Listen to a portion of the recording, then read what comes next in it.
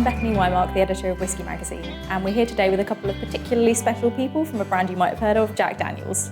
Hi, I'm Fletcher, the master distiller at the Jack Daniel's Distillery. And I'm Lexie Phillips, the assistant distiller at the Jack Daniel's Distillery. I started working at Jack Daniel's over 20 years ago when I was still in college and had a part-time job there over the summers. And been doing only whiskey my whole career. Spent most of that career with Jack Daniel's and Brown-Forman. But I've been able to work with a lot of great whiskey makers and all over the industry. It's been really an amazing thing over those 20 years or so in the whiskey business. So I've been in this role now as master distiller since October 1. I'm Lexie Phillips. I'm the assistant distiller for Jack Daniel's. I started working at Jack Daniel's in 2013 and started working in bottling and then quality control. And then in 2014, I came up to the still house and became a distiller, so a whiskey maker. And then in 2020, I became the assistant distiller, working side by side with Chris. I mean, yeah, the two of you make a really formidable pair. Thank you. So obviously everyone is familiar with Old Number 7. It's sort of universally loved and present brand, but we're here today to talk about two new expressions, as your triple mash and bonded. So, I mean, a really exciting pair to be introducing to drinkers in the UK. Should we start with the bonded? You can just sort of talk us through how you came to decide that you were going to make that and the process to bring it to fruition. Yeah, well, the bonded, these two are so different yet the same. They're both bottle and bond American whiskeys, but the bonded I describe as straightforward, big, classic American whiskey, right? And that was the goal. The first thought for the product was simply the word bold. We wanted a bigger, bolder version of our classic Old Number 7, really targeting whiskeys that are a little bit darker when they're coming out of the barrel. So generally upper half of barrel houses because it does get warmer up there in the summers.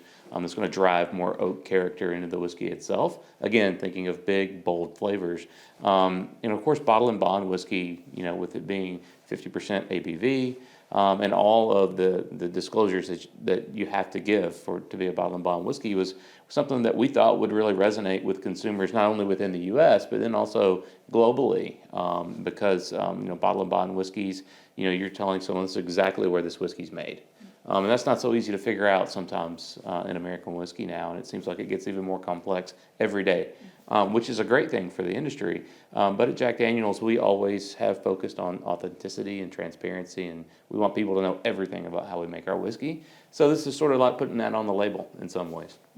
That was going to be my next question. Obviously, the bonded regulations adds an extra step on top of the Tennessee whiskey regulations that you already have to adhere to. So, why kind of make the jump? Why try and tackle another set of regulations? Like, why is that important to you? I think just to continue to make sure that we stand out in American whiskey as, the keeper of a very authentic process.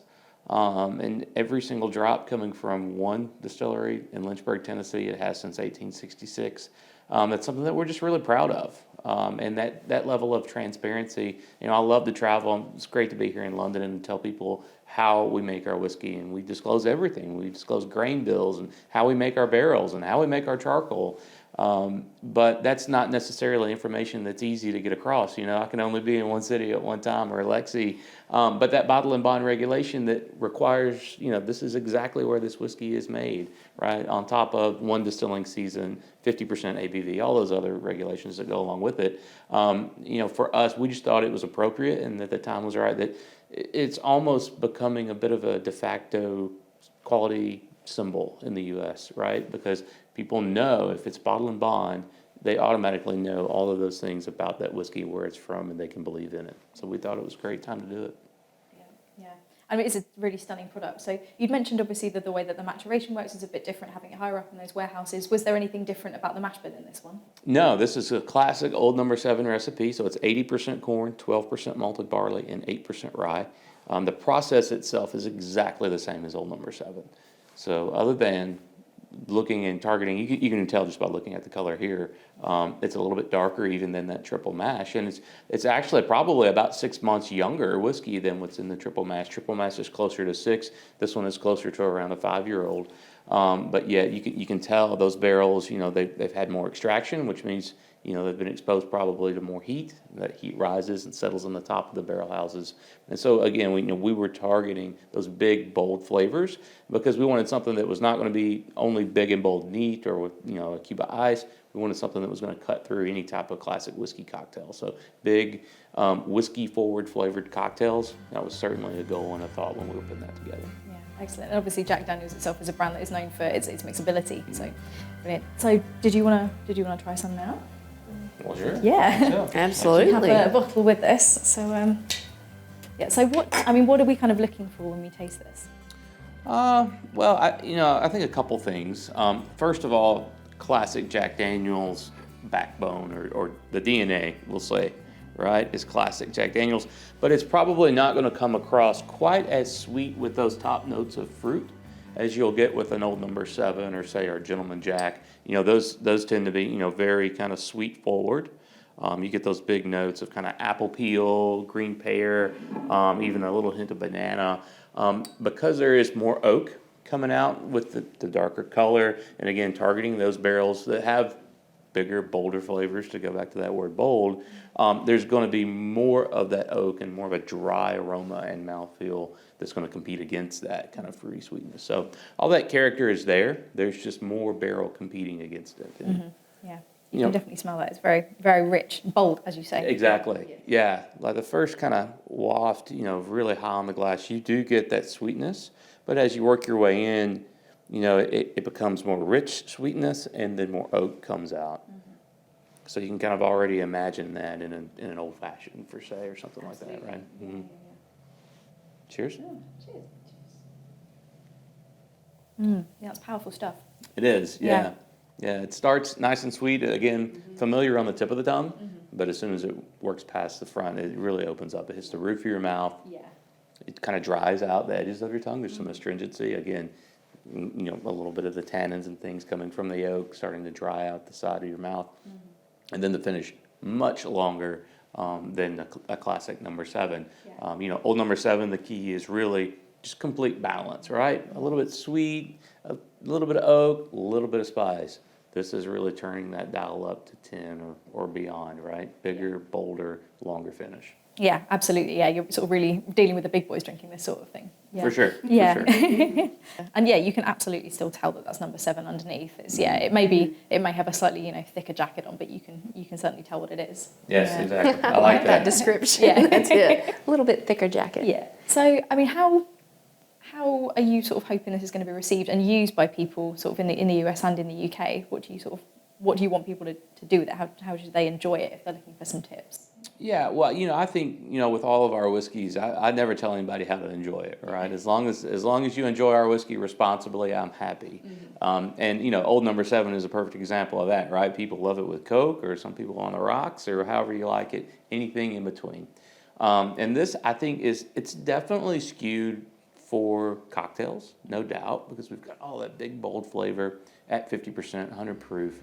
And so that was really a big thought for us. Even this bottle, it's kind of designed around a throwback to the bottle that Jack Daniel was using in 1897 when the Bottle and Bond Act was passed. But the one thing that we changed is we elongated that neck, so it's really easy for the folks behind the bar to grab it, pour the cocktails. And so it's really a focus on cocktails, but to be honest, I think one big ice cube at that 100 proof, it'll mellow out perfectly as that ice starts to melt just a little bit. Yeah, exactly.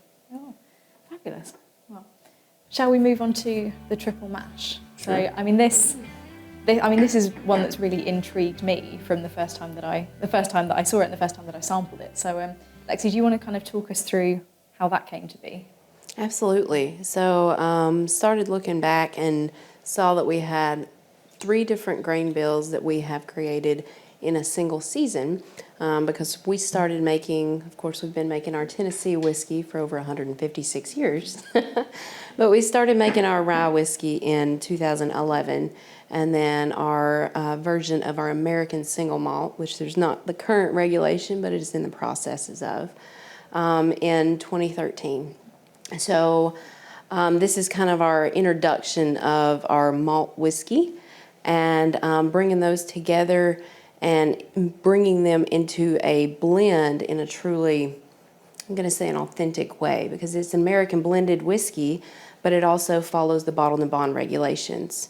So, the single distiller, single season, 100 proof, bonded warehouse for at least 4 years. And we were really trying to, when we built these batches, trying to decide on the different percentages of the whiskeys that were going to make them up. We had played around with a couple different, but we landed on 60% of our rye whiskey, 20% of our Tennessee whiskey, and 20% of our malt whiskey. That the grain bill is 100% malted barley. And that is one that you can truly taste each of the whiskeys that make it up. And I absolutely love that part of it.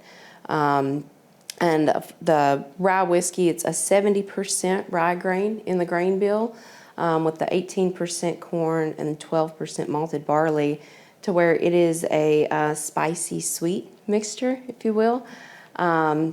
So absolutely love the flavors on this, and I think this is a whiskey that hasn't been done before. An American blended whiskey of 3 straight American whiskeys that are blended together, and then also the bottled and bond. So that's been a very exciting thing to bring something truly new to the market. Yeah, absolutely. I mean, there's a lot of, as you say, there's a lot of noise around American single malt at the minute, with the commission and the regulations kind of working their way towards formality. Yes. But I mean, blends are still, obviously still a huge market and a huge playground for experimentation, and, as you say, to bring stuff together that people may not have experienced before. Right. Yes, exactly.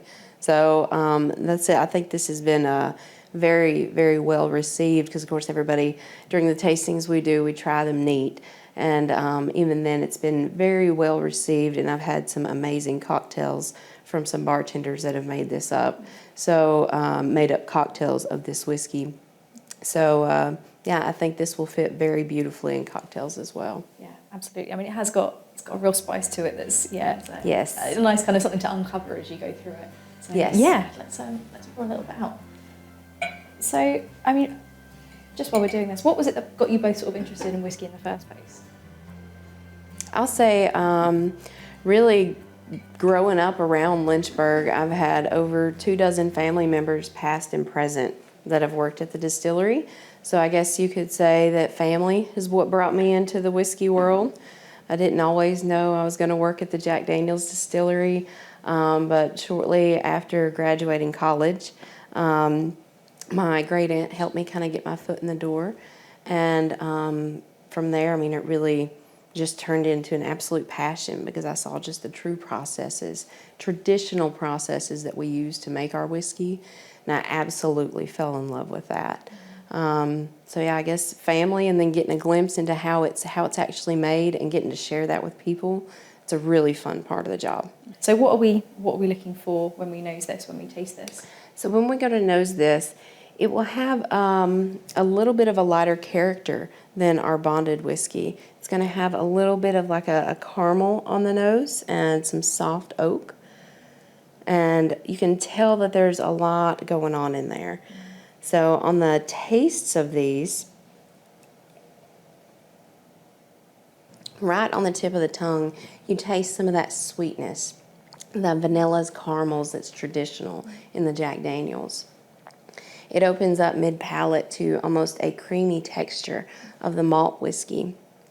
And that's more like a browned bread or a biscuit.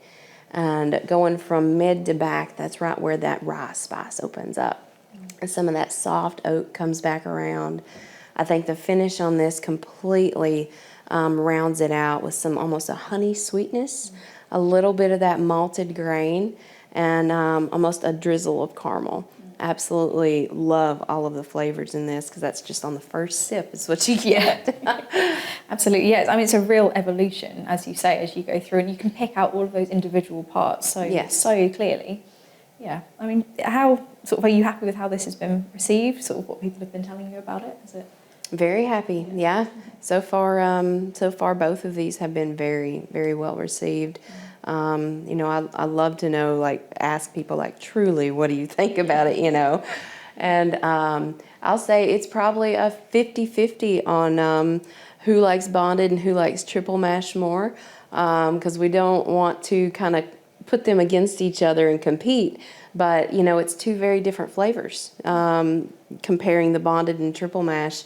So I have found that, it's kind of 50-50 on who likes which one. Yeah, absolutely. As you say, they are so different. They are, yeah. Yeah, and this one, would be a really, really interesting one to use. I mean, if the guys in the bars that you've spoken to, have they come up with any interesting recipes for it yet? Or?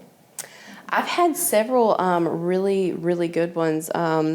Back home, I don't even know what the name of it was. I was, let's see, I think it was in Chicago, and they had used some muddled berries and a cinnamon and a basil syrup, and it was actually absolutely delicious.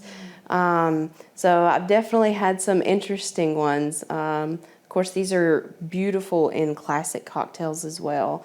The Boulevardier, an Old Pal, Old Fashions, they fit very well in the whiskey-forward cocktails. Mm-hmm. Absolutely. Yeah, I mean, it's got still so much character. But yes. Yeah, definitely a mellower cousin to the bonded. Yeah. I won't ask you if either of you have got a favourite, because I don't want to. I don't want to. I think they're too different, That's it. Apples and oranges. Exactly. Yeah. It's the amazing thing, 2 bottle and bond whiskeys from the same distillery, but they couldn't be more different in most ways. Absolutely, yeah. It's a great example of how you can play with similar components and come out with something completely different. Given how much of a kind of step forward they are, in terms of the experimentation that's coming out of Lynchburg, I mean, are there any lessons that you've learned from these that you might be able to take forward into the future? Anything that's perhaps surprised you in the production process? In the production process, I don't know about surprise. I think the reception for these have both been really, really positive. In fact, we are, almost through, I think, as much as we thought we were going to bottle and produce for the first year. So that's only in half a year that we've had it out now. They hit May 1st in the U.S. So that was probably the most surprising thing. I think the bottle and bond path is something that we'll continue to pursue. And see, what else we can do in that light to continue to kind of showcase our whiskey at that 50% ABV. I mean, obviously, the regulations for bottle and bond for Jack Daniel's is very easy, because there's not one drop of whiskey that leaves Jack Daniel's that doesn't go into a bottle or something that says Jack Daniel's, right? It goes nowhere else. And so, that's something that I think we will continue to pursue, because I do think that there's an appreciation for bottle and bond whiskeys out there. But more to come, and more new things to come in the future. Brilliant. Yeah. So you sort of kind of led into my next question, obviously, about, so there's more of an appreciation of bottled in bonds. I mean, how informed do you think the average whiskey drinker is now in the US or in the UK? So how has that level sort of changed recently? Yeah, I think the knowledge base is getting higher, because people are more curious of what truly makes up the whiskey that they're drinking, and where it's truly coming from, and that's where like an authenticity statement of the bottled and bond comes into play. So I think the bottled and bond is, while I'll say it's popular, not everybody truly knows all of the regulations. So I think being able to share that with folks, it's kind of like an aha moment for people to be like, wow, I didn't realize that, produced by versus distilled by are two different things. So that's been really an exciting thing to get to share with people. Yeah, I agree. I think the UK and the US are probably the most educated as a whole on American whiskey. And I think, bringing the bottle and bond regulation, though, across the world is something that could be really powerful as well. American whiskeys are held to some of the most strict standards of anywhere. Always a new charred oak barrel, all the regulations, we won't go through it all. But this kind of takes it to that next level, right? This is kind of the last hurdle to put bottle and bond on that label, from single distiller, single season, and all of that. And I think that is it's a flag that we'll happily carry across the globe, and share with people more details on American whiskey and the quality of American whiskey. Yeah, I mean, it's excellent to see someone of the notoriety is the wrong word, someone of the kind of size and scale of Jack Daniel's pursuing this kind of line of experimentation to, proving to people that, it's something that's of interest for the bigger players as well, not just the smaller guys who are coming onto the market. Yeah, well, I think, like I said earlier, bottle and bond is very easy for us. Everything that we do at 100 proof, we could put bottle and bond on the label of anything that we put in the bottle there. So, because we every day, we meet every single regulation for bottle and bond whiskey. Is there any, if you were to pick sort of one or two misconceptions about Jack Daniel's that you might have come across from people that you've spoken to, from drinkers that you've spoken to around the world, is there anything that you would like to put to rights? Go ahead. Okay, how much time do we have? No, I think, you mentioned the scale and the size of it, and while we certainly enjoy that, right? I mean, we're so happy that people all over the world love our whiskey. I do think that people will just naturally assume that a larger distiller may be the first to cut corners and, not do things in a very traditional way. And, quite honestly, I believe we have the most traditional production process in American whiskey. At least within, the major distillers across the industry. So, we only rely on malted barley to break down the starch to fermentable sugar. We're not adding any additional enzyme dose for our cooks. We have our own microbiologist on our staff that is, scaling up our yeast strain. This yeast that we can date back to 1938, growing up that from the mother cells of that yeast. She's growing it up every week, bringing it into our distillery. We're also naturally souring a yeast mash with our own strain of lactobacillus bacteria. So naturally souring that with also that bacteria strain that she's scaling up for us. So, all those things, and we haven't even made whiskey yet at that point, right? All copper stills, there's no stainless steel in our system. Making our own charcoal from scratch, the hard maple, we burn it there on site. And then, of course, we make our own barrels too. We have 2 cooperages in the company, which is huge to know that, our own coopers are making this barrel, and this barrel is all the color and over half the flavor. And so it's, to me, once we get a truckload of corn or rye or malt in, it's our whiskey makers that are controlling the process and controlling the flavors that are going to be in this whiskey. And that level of control is what I mean by, our process really is super traditional. And people, I think, are a lot of times shocked to learn that we go to all those lengths ourselves. We don't outsource any of that. So it's, I think that is kind of a big aha moment for people. Yeah. The modern whiskey drinker does seem to be much more connected with the idea of provenance, and as you say, the idea of authenticity, connecting with a brand that cares about what it does and cares about the place that it does it and where it sources the ingredients that it uses. And it sounds like you're ticking a lot of those boxes. Mm-hmm. Absolutely. Yeah. So what's next? I mean, is there anything you can kind of reveal to, or is there any direction that you might like to go in, sort of given the triple mash and the bonded, the sort of new paths that you're exploring with those? Is there anything you might like to try next?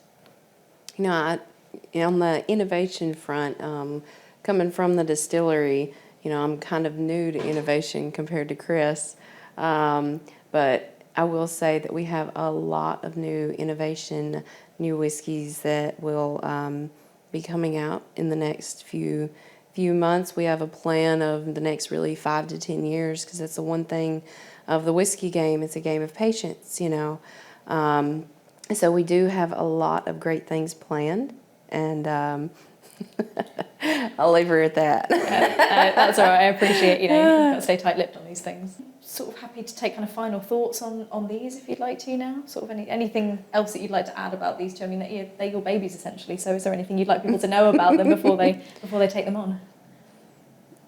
I know I'm very proud of all of our whiskeys we make, because again, coming from the distillery, I had a hand in working on the team that either made the yeast or followed it through fermentation, distilled the whiskey, put it through charcoal mellowing. So we all take a lot of pride, but I'm very prideful of these, because I know how much work goes into making these whiskeys, because I've actually worked with the grains and turned it into that whiskey. So that's kind of my final thought, because like you said, I always hate to pick favorites, because it's something that you've truly handcrafted. So that's just a really, really exciting part of it for me.